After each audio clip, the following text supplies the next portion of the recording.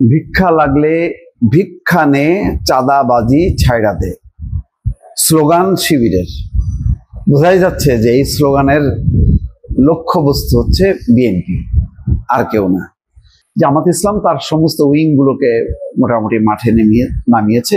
শীর্ষ পর্যায়ের নেতারা মুখে কিছু বলছেন না সরাসরি, কিন্তু আবার ইসলামী আন্দোলন নামে যে দলটা আছে সেই দলের আবার শীর্ষ পর্যায়ে তারা সরাসরি কথা বলছে, এনসিপি কথা বলছে। শুধু জামাতের কেন্দ্রীয় পর্যায়ের নেতারা আকারে ইঙ্গিতে কথা বলছে, কিন্তু সরাসরি বলছে না। কিন্তু অন্যরা কিন্তু আর থেমে নেই, তারা বলে যাচ্ছে।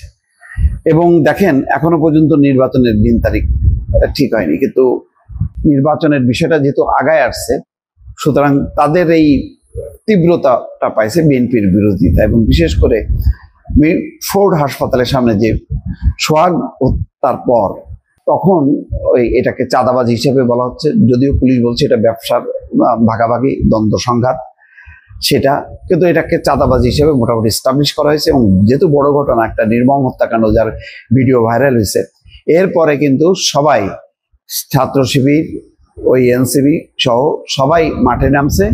নেমে পুরো বিএনপিকে, এবং শুধু তাই না, লন্ডনে অবস্থান করা তারেক রহমানকে নিয়েও পর্যন্ত টানাটানি করছে। আরো ঘটনা ঘটছে, শহীদ প্রেসিডেন্ট জিয়াউর রহমানের ছবি পদদলিত করা হয়েছে, বেগম খালেদা জিয়ার বিরুদ্ধে স্লোগান উচ্চারিত হয়েছে, তারেক রহমানকে দায়ী চাপানো হচ্ছে যে সোহাগ মূল্য কেন, তার জন্য দায়ী তিনি। তারপরে এই চাঁদাবাজির ঘটনা কেন, দায়ী হচ্ছে তারেক রহমান।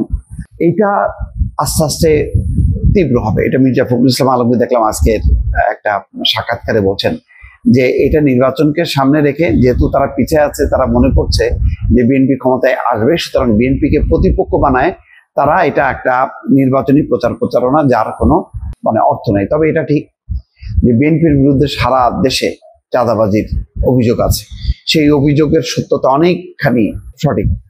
আবার এটাও ঠিক যে বিএনপির শীর্ষ পর্যায়ের নেতৃত্ব যখন কি বিষয়গুলো জানছে, তখন তারা পদক্ষেপ নিচ্ছে। এই পর্যন্ত 7,500 থেকে 9,000 নেতা কর্মী বহিষ্কার করেও কিন্তু থামানো যায়নি, সেই কথা চলছে। কিন্তু এটাকে রাজনৈতিক পুঁজি হিসেবে ব্যবহার করছে। অথচ দেখেন, এনসিপির বিরুদ্ধে চাঁদাবাজির অভিযোগ আছে, জামাতের তৃণমূল পর্যায়েও কারো কারো বিরুদ্ধে চাঁদাবাজির অভিযোগ আছে, কিন্তু বিএনপির বিরুদ্ধে এত শক্ত প্রচারণা, যেহেতু বিএনপি বড় রাজনৈতিক দল, সেই কারণে হয়তো অপরাধের সংখ্যাটাও বেশি চাঁদাবাজি সংক্রান্ত অন্যান্য, সেই কারণে এই বিষয়গুলো বিএনপির উপর এমনভাবে এখন চেপে বসছে, যেটা সত্যি বিএনপির জন্য খুবই একটা অসম্ভব একটা বিষয় হয়ে দাঁড়াচ্ছে।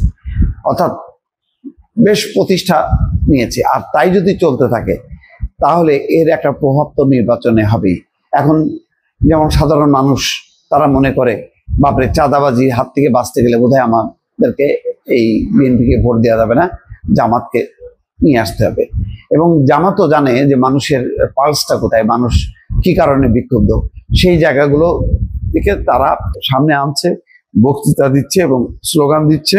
কিছু কিছু ভিডিও কন্টেন্টও তৈরি করা হচ্ছে খুব কৌশলে, চান্দা ভাই বলে কেউ কেউ কন্টেন্ট তৈরি করতেছে। লক্ষ্য হচ্ছে এটা, এই পুরো দায়গুলো বিএনপির উপরে চাপানো এবং চাপায় নির্বাচনের একটা ফায়দা তোলা। এবং সেই কাজটাই যথেষ্ট পরিমাণ এগিয়ে গেছে ছাত্র শিবির, এনসিপির নেতা কর্মীরা। তারা নিজেরা কি অপরাধ করলো বা অপকর্ম করলো সেটা চাপা দিয়ে তারা সফলভাবে কিন্তু বিএনপির উপর চাপাইতে পারছে। আর বিএনপি এত নেতা কর্মী বহিষ্কার করেও কিন্তু এই দায় থেকে বা এই কলঙ্ক থেকে মুক্ত হতে পারছে না। এটা বিএনপির জন্য একটা বড় সংকট।